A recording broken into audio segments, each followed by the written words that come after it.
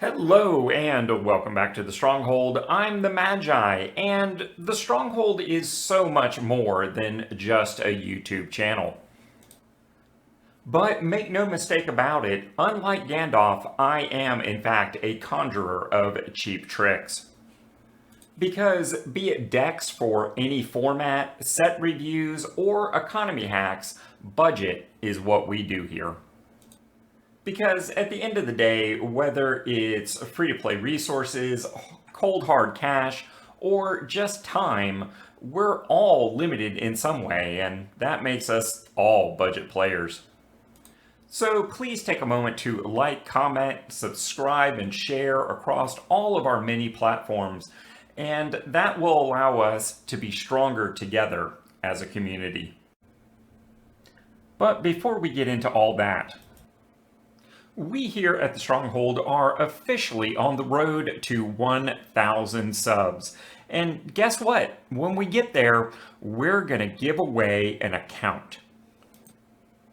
So if you're part of the 2/3 of viewers that routinely watch my content but haven't subscribed yet, go ahead and get in, player, because we're going to be doing some magic. Now, what were we talking about? Oh yeah, right.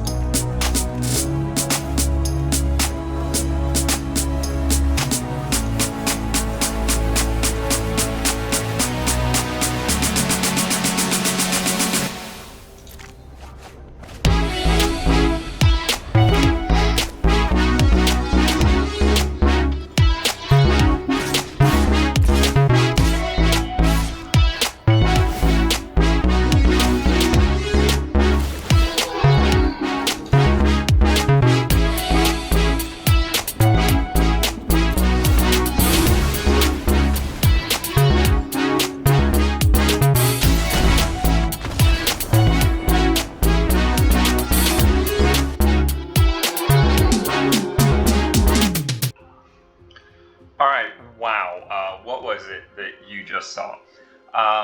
In simplest terms, I was going against Sparky, so it's not always going to be that easy. This deck is definitely a glass cannon. It doesn't hold up well to disruption. Just one of those things. But this is one of many illustrious what people call treasure hunt decks. And what it is you use treasure hunt to mill through your mostly land in your deck in order to get to those critical pieces. Oftentimes, my treasure hunt decks only run on 3 copies. This one, to get the right amount of consistency, actually needs 4 copies of treasure hunt. And I really wanted a 5th, but obviously Magic, that's not a thing.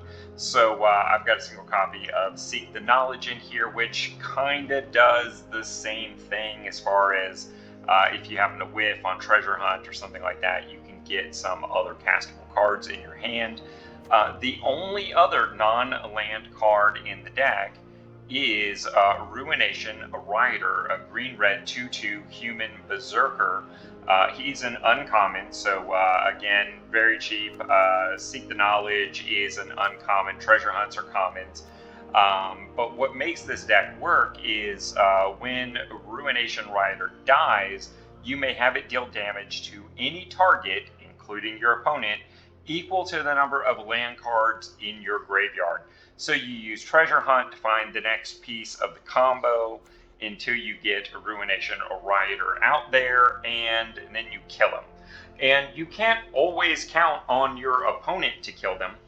And we certainly can't afford to put more non-land cards in here to kill him, because that might mess up the combo. So we use Phyrexian Tower, which is a land that if you tap, you have the ability to sacrifice a creature and add double black to your mana pool.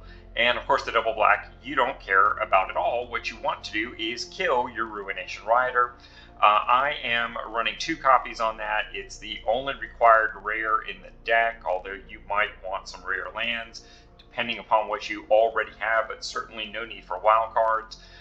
The deck can run with 1, but I see a considerable uptick in its ability to function correctly by having 2 copies.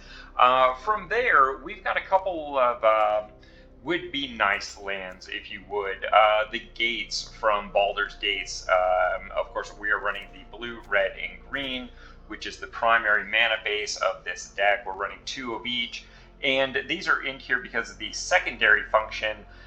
Tap, pay 4, seek a non-land card, activated only once.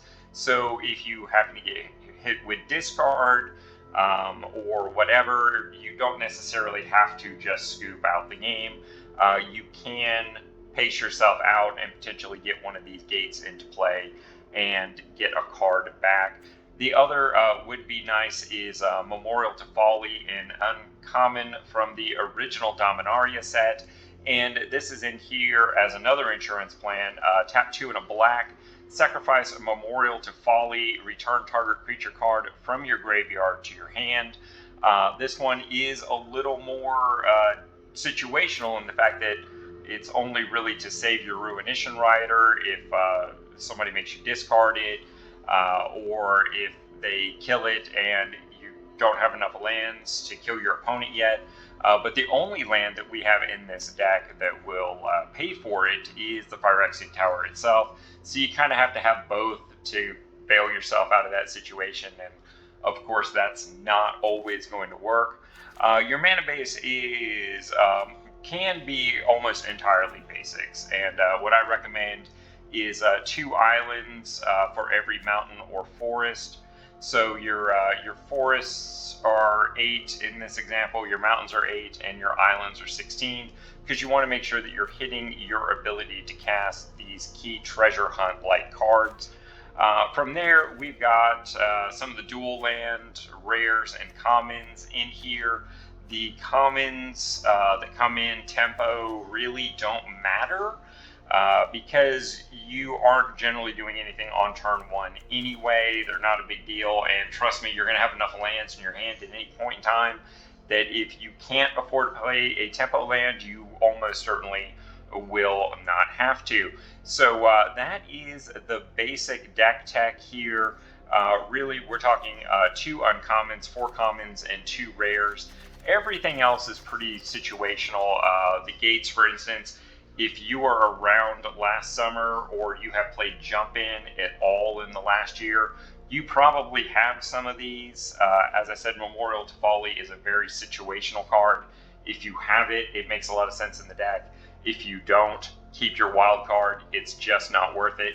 Everything else is land, and you can just tailor this to what you already have available in your collection. And folks, before you go, make sure you've subscribed to the channel so you don't miss out on a thing.